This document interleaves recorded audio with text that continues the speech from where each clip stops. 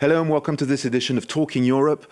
We start with our big interview, and today our guest is Jacques Attali. Hello, welcome to the program. You are an economist, a writer, and you're also an advisor. You've advised French presidents since François Mitterrand. François Mitterrand, you're one of his Sherpas, you was one of his main advisors, and you are here today with us at a time where Europe is going through what could be considered a storm, at a time where the Americans are indeed changing their policy regarding Ukraine, where there is an attack, in a sense, upon Europe. And my first question is, I'd like to know how you see this moment. You've been following international politics for decades. Is this really a pivotal moment? Yes, it is. It's a moment which is within a trend. America, US policy is trying to get rid of Europe since Obama. And we have seen that when they did not follow with us with the red line question in Syria. But today is a paramount of it. The US is acting, and Trump administration is acting as if they were an agent of Russia.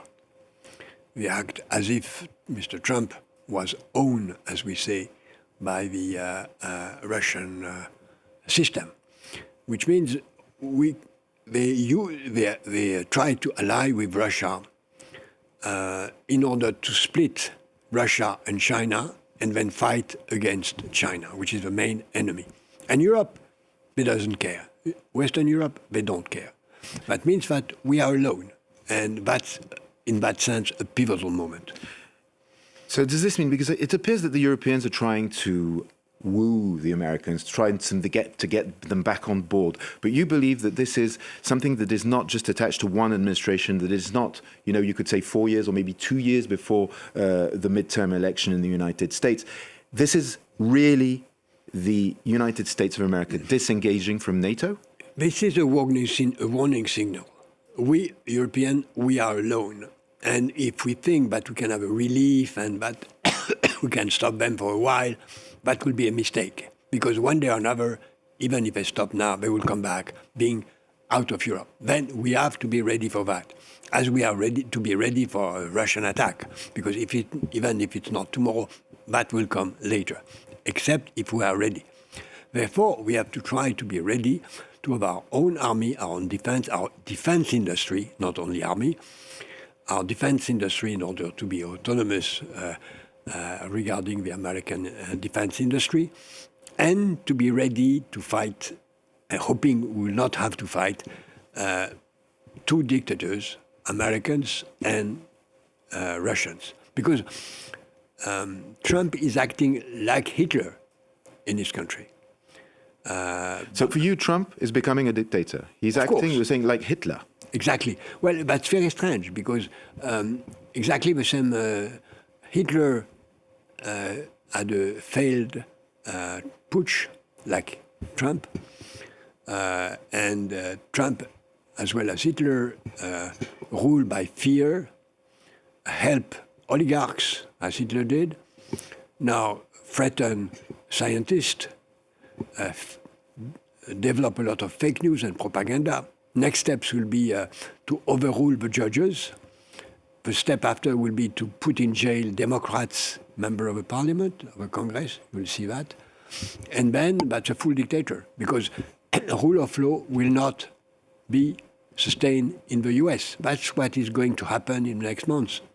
But what you're saying is chilling. But does that mean, Emmanuel Macron addressed the French public and gave quite a powerful speech in a sense. He very clearly said that, Russia was the enemy. He also clearly stated, in a sense, maybe he didn't say it completely openly, but that the United States were basically not going to be our allies anymore. So do you believe he's right? What did you think of? I think he's right, totally right. And not only because I say that since 15 years, that we are alone and we should be ready to be alone. But I think he's right. And it's, the main problem we face is the problem of timing.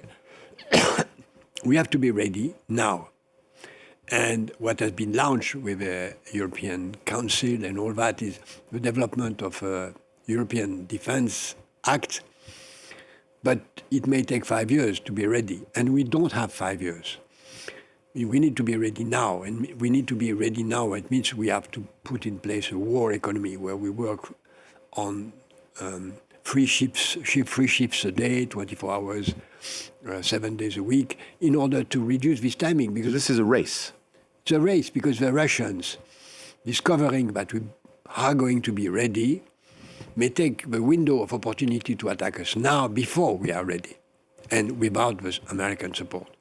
But Russian attack on Moldavia, on Romania, on Balkan states can happen any day. And we have to be prepared mentally and physically to that.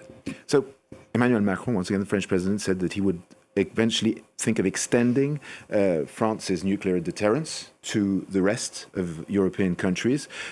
Is this something, I mean, what is your feeling about this? Do you think this is a good idea first, and how would it work? Well, when I was the main advisor to François Mitterrand, we had a lengthy discussion with the German chancellor about it, very confidential. Does French nuclear weapons protect Germany? And that was clearly established with the German chancellor what should be thought about it, but was never been public. French nuclear weapons are French.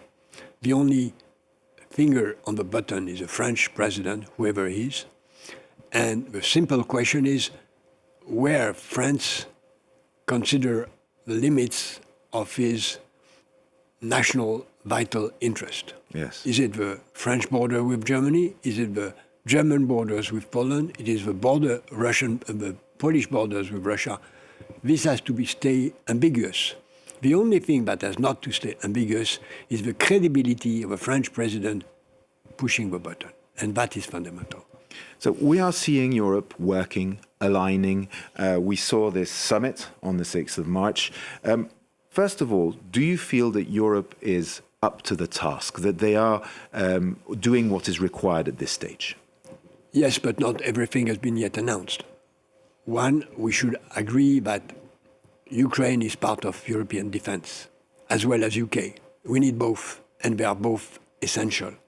If UK can get rid of the American link, but prevent them to use their weapons whenever they want. But they are part. Ukraine is fundamental in European defense because they have a wonderful army, unfortunately, and they know what kind of weapons we need. And that's the second point. We don't know yet in this, what has been announced, what kind of weapons we are going to develop. And these weapons have to be ready for next war, not what the European defense industry in Europe want the government to buy. It has to be, and third, we don't have, we need a czar of the European defense, someone really in charge of it. With the countries that are interested, not everyone. It has to be very pragmatic. And third, we have to say we must be ready in 12 months, not in 5 years.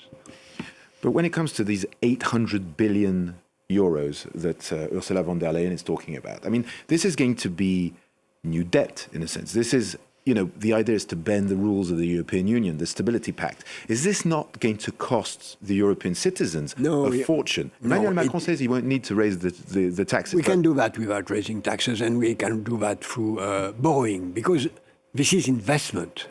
In securities investment. And unfortunately, defense industry produce growth. People cannot like it, but it's not like we put the money in a hole. We put that in jobs, technology, research, industrial plants, a lot of things that are good for growth. Economy of defense create growth. And by the way, it's the way the American economy has been organized since 1942 and after. So you believe this is an opportunity economically? Of course it is. It's a political and economic opportunity. So it's not bad news, is it, in a sense? Well, I mean, it is, but it's... Well, when you face a challenge, either you surrender or you are stronger. That's up to us. So we're talking money at the moment, these 200 billion euros worth of frozen Russian assets. Some people here in France and across Europe are saying we should seize that money, we should take it to use to finance this defense effort. What is your feeling? I don't think it should be done now, because You know, euro is still a fragile currency. And as long as the central bank say that we need to respect the rule of law and these assets are under rule of law and we should not seize them, I think it's fair, because anything that can jeopardize the strength and the credibility of a euro, which will be good from the American point of view because they want to get rid of the euro as well as they want to get rid of the European Union, is not to be done. You know the Russians, you've worked with them for decades. I mean, remember that in 1991, it was you were the architect of Mikhail Gorbachev's visit to the G7 in the UK. And I create the BRD. Are they our enemies? No. My dream was and still is that Russia join as a full member the European Union. I know it's a dream, but I'm sure it may happen. Russian culture is European, as well as Turkey, by the way. I do think that both should have their own seat for within the European Union. They must be in. And it will happen one day, I hope, not after a catastrophe. And then Russia is not an enemy. It happens that Russia, as well as US, is led by dictators that need strength to maintain their own power, and we should do their best to go through this dark moment. Well, Jacques Attali, thank you very much for being with us and for your insight. So you please stay with us for the second part of Talking Europe. We'll be going to Brussels to ask European MPs where Europe stands when it comes to women's rights. It's International Women's Day, and indeed we'll see if Europe is indeed a champion for women's rights, but also what remains to be done.